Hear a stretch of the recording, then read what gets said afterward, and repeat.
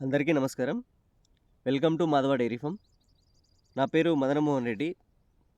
ఈరోజు డైరీ ఫార్మే ఎందుకు స్టార్ట్ చేశాను అని డిసైడ్ అయ్యాను కదా!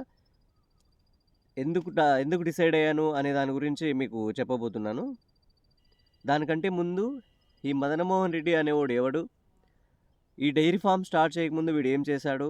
ఏంది అనేది మీకు కొంచెం బ్రీఫ్‌గా చెప్దాం అనుకుంటున్నా.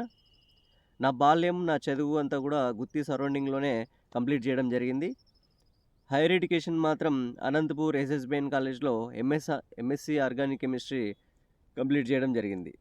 ఆ తర్వాత 4 ఇయర్స్ హైదరాబాద్‌లో కెమినార్ లైఫ్ సైన్సెస్ అనే కంపెనీలో ఆర్&డి డిపార్ట్మెంట్‌లో 4 ఇయర్స్ జాబ్ చేశాను.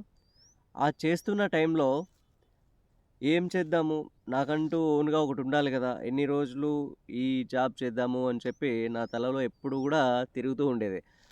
సో, ఆలోచిస్తా ఉన్నప్పుడు మా కంపెనీ పక్కనే ఫ్యాన్స్ మ్యానుఫ్యాక్చరింగ్ చేసేవాళ్ళు, లోకల్ ఫ్యాన్స్. సో, అవి చూసినప్పుడు అనిపించింది, సరే నేను కూడా వీటిని మార్కెటింగ్ చేసుకోవచ్చు కదా! ఎవరికైనా మా అనంతపూర్ సైడు మార్కెటింగ్ చేసుకోవచ్చు కదా! సేల్ చేయొచ్చు కదా! ఎంతో కొంత మార్జిన్ పెట్టుకొని అని చెప్పి ట్రై చేద్దామని చెప్పి ట్రై చేశాను.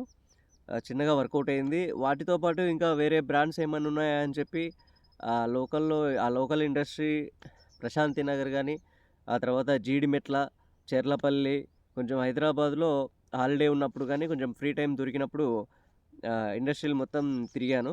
వాటితో పాటు నాకు ఇంకా వేరే వేరే ఫ్యాన్స్, కొంచెం కుక్కర్సు, మిక్సీలు వీటి గురించి కూడా కొంచెం అవగాహన అనేది వచ్చింది. సరే ఫస్ట్ అయితే ఫ్యాన్స్ స్టార్ట్ చేద్దామని చెప్పి మా లోకల్ ఫ్రెండ్స్ గానీ, తెలిసిన బంధువులు కానీ ఇట్లా చాలామందికి కూడా నేను వాటి గురించి ఎక్స్‌ప్లనేషన్ ఇచ్చాను. ఒక 1 మంత్‌లోనే ఒక 40-50 వరకు నేను ట్రాన్స్‌పోర్ట్‌లో పంపించడం జరిగింది. మంచిగానే అనిపించింది. సో, ఇదేదో బావుంది గదా! అని చెప్పి నాకు మా డ్యాడీకి ఫోన్ చేసి మన గుత్తిలో ఏమైనా షాప్ ఏమన్నా దొరుకుతుందా రెంటల్‌కి? ఎలక్ట్రికల్ షాప్ అయితే రన్ చేద్దాము అని చెప్పి చెప్పడం జరిగింది. చెప్పిన తర్వాత నేను కొంచెం ఇంకా హైదరాబాదే కాకుండా వేరే వేరే దగ్గర గూడా గూగుల్‌లో సెర్చ్ చేశాను. హుబ్లీ గాని, హోస్పేట్ ఇట్లా అంతా గూడా నీకు కాల్ చేసి మాట్లాడడం జరిగింది. హోల్‌సేల్ ప్రైస్‌కి మనకైతే పంపిస్తామని చెప్పి చెప్పారు. అన్నీ గూడా రెడీగా పెట్టుకొని ఉండింటి. ఓకే. ఏమైంది మనకు షాపు వెంటనే దొరకలేదు. అది ఎందుకనేది నా మంచిగే అనుకున్నాను. ఎందుకంటే మనకు నాకెప్పుడైతే ఆ థాట్ వచ్చిందో, ఆ థాట్ వచ్చిన తర్వాత కొన్ని మంత్స్‌కే 2 మంత్స్‌కే మనకు కరోనా రావడం జరిగింది అప్పుడు.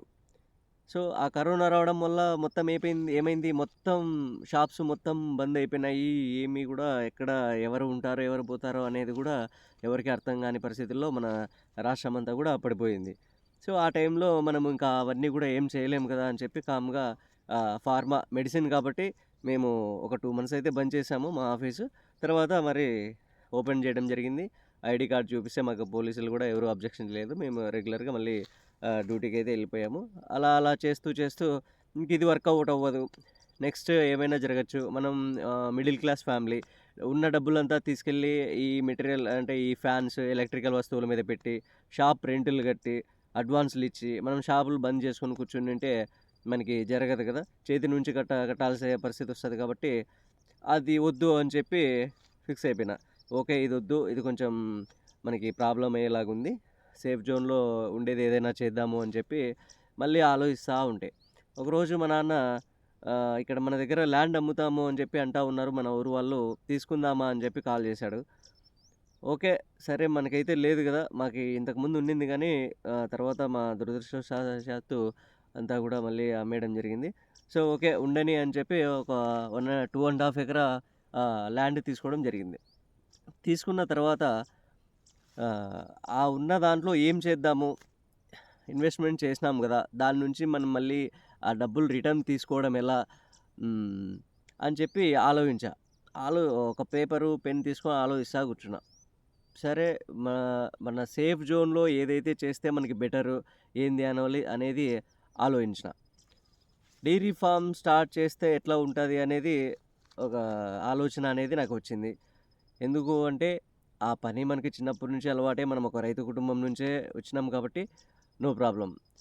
సో, దాని నుంచి ఏమైతే మనకి ప్రాఫిట్స్ ఉన్నాయి, ఏమున్నాయి అనేది ఒకసారి ఆలోచించిన.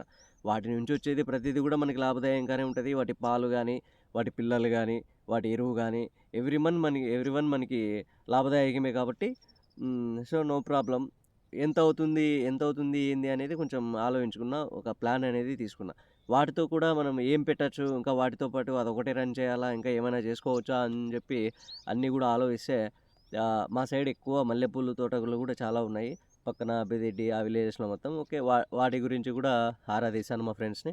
ఓకే. వాటి నుంచి కూడా మంచి ఆదాయం ఉందని చెప్పారు. ఎక్కువ నేల గూడా దానికి అవసరం లేదు. ఒక 1/4 ఎకరాలో ఒక 100, 150 చెట్లు పెట్టుకున్నప్పటికీ గూడా మనకు నెలకి 30, 40 వేలు డబ్బులు వస్తున్నాయని చెప్పడం జరిగింది.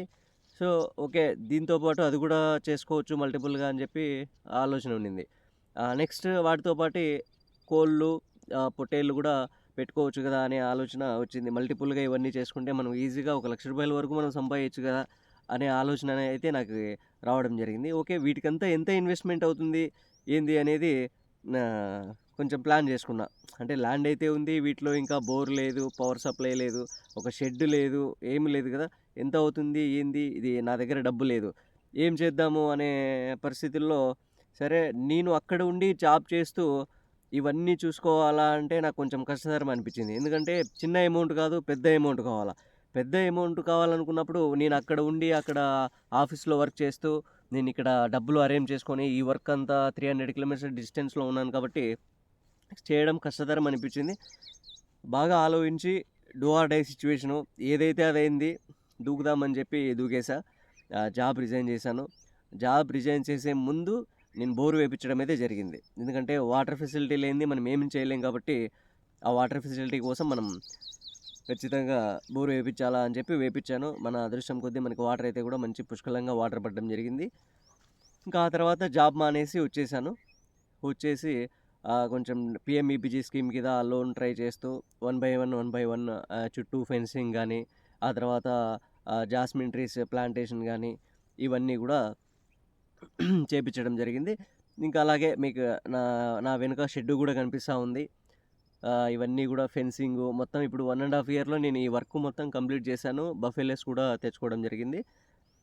ఇలాగా సేఫ్ జోన్‌లో ఉండే బిజినెస్ నాకిదే అనిపించింది. ఎందుకు అంటే మన చేతుల కష్టం, మనం కష్టపడినాము అంటే రాదు అనడానికి ఇది లేదు. ఛాన్సెస్ అంటే 50, 50 ఛాన్సెస్ అలా అనడానికి ఏమీ లేదు. 100కి 100% ఇది వస్తుంది కాబట్టి నేను పెట్టిన డబ్బు వెనక్కి తీసుకునే అవకాశం దీంట్లో మాత్రమే ఉంది.